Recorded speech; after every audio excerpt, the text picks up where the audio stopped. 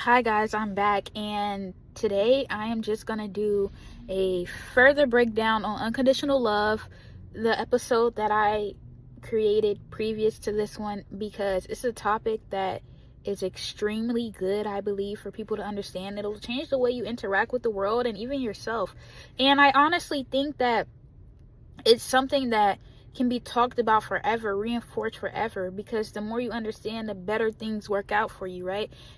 So this is kind of going to be like my previous episodes where I go through questions and answer them. So we can get started. So the first question is, what is unconditional love to me? To me, unconditional love is like I said in the previous episode, a condition is something that requires something else to be true. So like I said, if you say I am successful because I'm a millionaire, I'm successful wouldn't be true if you weren't a millionaire. So when you have those conditions, that's conditional love. Unconditional love is literally just the removal of the condition. So under no condition, under every condition, actually, you're successful. So we don't need a condition. So, unconditional love to me is just acceptance of what is true. It's just acceptance, because you're not judging, you're allowing every condition. And what is acceptance, we may say? Acceptance is just recognizing a situation is true. It doesn't mean you like it or not, but unconditional love to me is literally just being, just accepting, just letting life be life. And honestly, I always, like I said in the previous episode, I never got down with the word love the way it's used in the world. Currently, it's kind of distorted because I've never seen love, and the love that I seen that people claim was love, I was like, y'all got to be out your mind. That don't make sense. So I had to come up with the definition for myself, right? I understand what it was. So unconditional love to me, one sentence is, unconditional love is acceptance under every condition, period. So we're going to go to the second question is, how do you get unconditional love? How do you get to unconditional love? And here's the thing. So like I said in the previous question, unconditional love is acceptance under every condition. So under every condition, it's acceptance. So that means even with no condition, it's acceptance, right? So to get to unconditional love, it could be a few ways. You can actively understand and practice it and fully understand it when you just step back and you remove yourself from all the conditions that the world tells you that you need to love yourself. Or you can literally strip everything away and learn that way. But honestly, you get to unconditional love by accepting that nothing outside of you determines who you are. No condition determines who you are. You get to unconditional love by loving yourself no matter what, by letting go of guilt, by letting go of shame, by letting go anything that's judging yourself, right? I think that's how you get to unconditional love, in my opinion. Don't judge yourself. And when you don't judge yourself and you unconditionally love yourself, you don't judge others, right? You love others unconditionally. So if you find yourself judging others, there may be a part where you need to go and look in within yourself. But again, you get to unconditional love by realizing that love is under all these conditions. It's the baseline. So what you got to do is remove the distortion. Remove what's making it look like there's no unconditional love. So those conditions you got, like maybe, oh, you're only a good mom if your kids are happy. No, that's conditional. And also, most people tie things to their identity, like you only love yourself if you're a certain thing. That's very conditional. Very conditional. And don't get me wrong, identity it's helpful, right? It helps guide you. But at the core level of everything, none of that matters. That matters in terms of experiencing and waking up in day-to-day life, but none of that actually matters. You have to detach, right? You have to become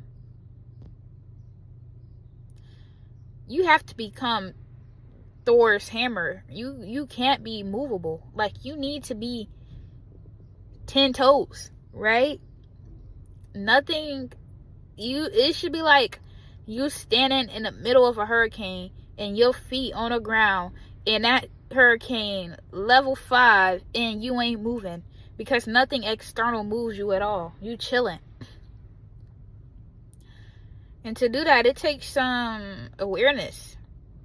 It takes some awareness, and it may hurt. It may be hard to understand at first, like, why do I think that I'm not good enough unless I'm doing this? Because sometimes, most of the time, all the time actually, society tells you that, or it was passed down to you from family roles or things that they were taught, and they just never question, right?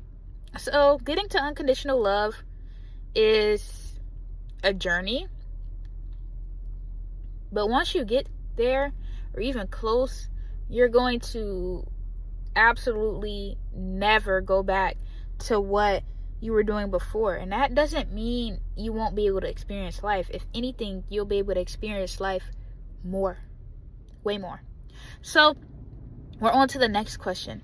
So in the previous episode, I slightly mentioned coupling, and coupling is literally, in physics, two things are coupled when they share energy. So when you couple your worth to the outside world, you are sharing your energy with the outside world, right? It's no longer agency. It's because now the world has some of your energy, so it can manipulate that energy, right? You have no independent motion because your energy is linked to the external world. So when the external world changes, because they have some of your energy, it's going to change you. Think about it like a joint bank account. You and whoever has a joint bank account, y'all share the money in the bank account. Even if you not spending the money, if they start spending the money, your bank account's going to change regardless. You're going to look and you're going to be like, money's leaving. Exact same thing. You are coupled to something when you're sharing your energy, and it's allowing the thing to change your energy. And I wanted to speak about coupling because most people don't know they're coupled, right? To the world. You're coupled to external things. And I'm going to give an example. I just wanted you all to understand the term. So, coupled to external things. Let's say, for example, you work a job, right? You're at work.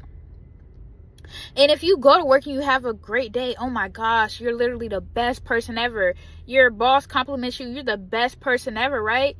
But if you go to work and you have a bad day, it's not like, oh, I'm the worst person ever. Life is never good. Like, it is affecting you. And in no way am I saying decouple from the world, because to each his own. Sometimes coupling benefits, sometimes it does not. But what I'm saying is, be aware of what you're doing, because again, when you attach your energy to outside things, you're allowing those outside things to change you.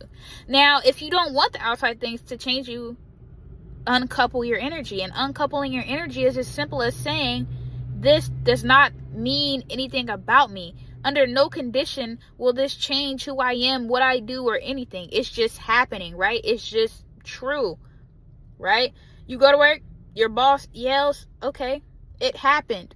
It's true, it happened, but it didn't change you. But in another way, you can use coupling.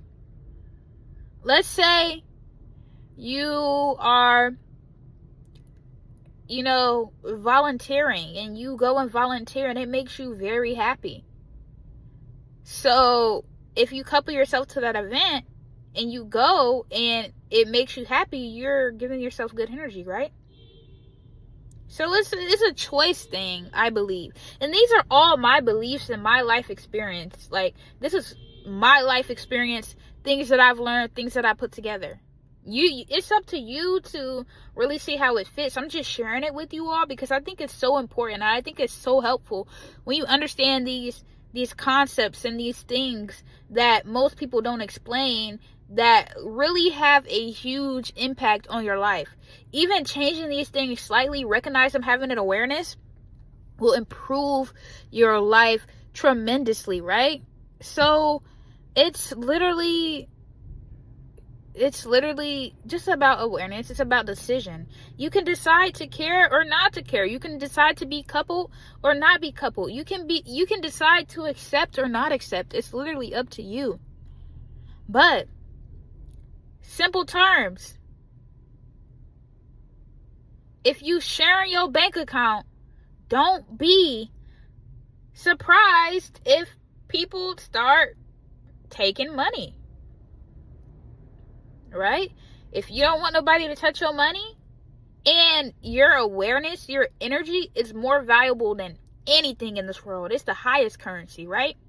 So honestly, you should be managing your energy better than you managing money. But back to the point, if you don't want nobody just touching your money, don't have joint accounts, right?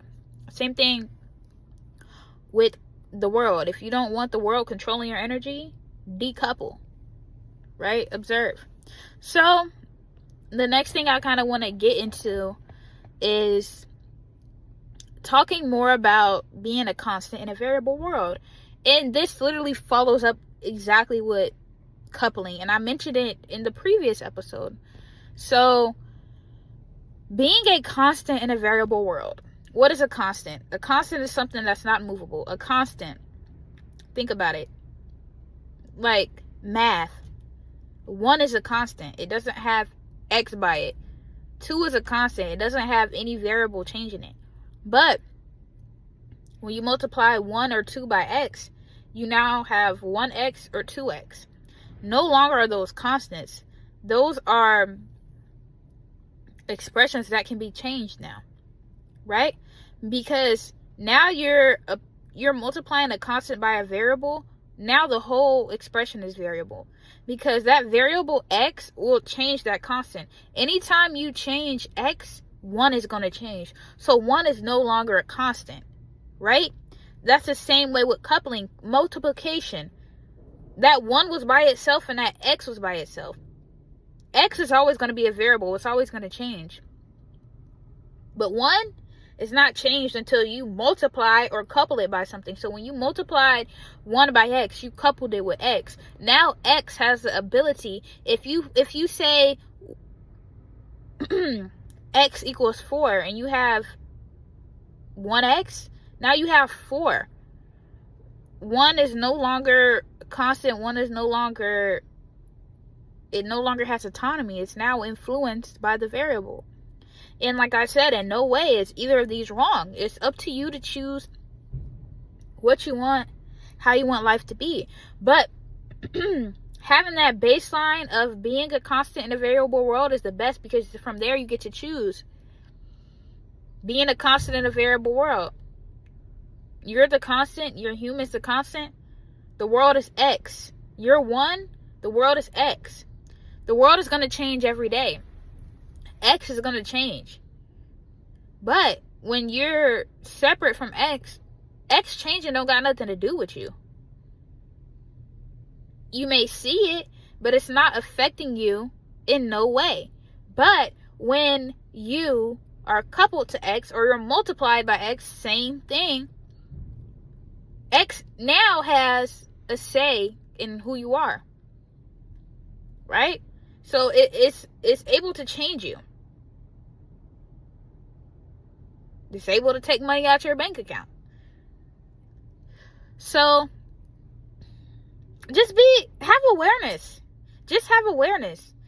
Just understand that you have the choice. And that's literally all life is about. You have the choice.